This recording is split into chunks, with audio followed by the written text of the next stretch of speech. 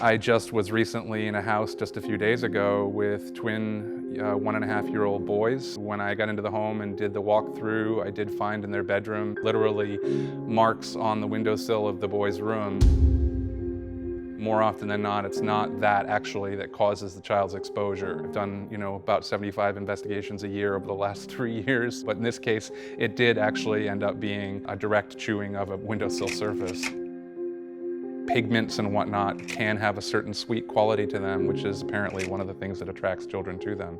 Children and adults can be exposed to lead if they're all living in the same house, but the children have a higher risk of getting toxicity from that. First of all, it gets absorbed a lot more than an adult does, and it gets absorbed more into the brain and nervous system. And their nervous system is still developing as well. So for all those reasons, they are at more risk of having damage. Lead poisoning, while it may manifest in certain types of behaviors, they are very, very hard to distinguish. Maybe just have impaired memory, short-term or long-term memory. Excitable behavior, hyperactive or attention deficit. Some hearing loss has been associated with that. But any damage that's been done to your brain or nervous system, that's irreversible. One of the insidious things about lead poisoning in terms of what do you see with symptoms. Typically, you'd notice nothing. Pretty much any home built before 1978 has that potential to have lead-based paint, and if so, as a contractor, you're dealing with these older homes with lead paint with a toxic material, and there's a certain process you have to follow, certain procedures you have to do, steps that have to be involved to do this right, and it takes a while. It takes time, and there's a high risk involved with working with lead-based paint.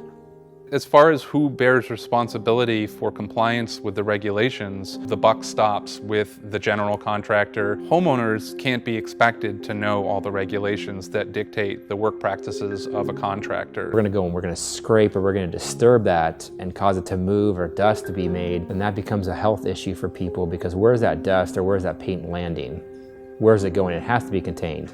The current levels that are set by the Center for Disease Control are a level of 5 micrograms per deciliter. So anything higher than that is considered lead poisoning. Now, interestingly, as recently as 2012, that kind of danger level was 10.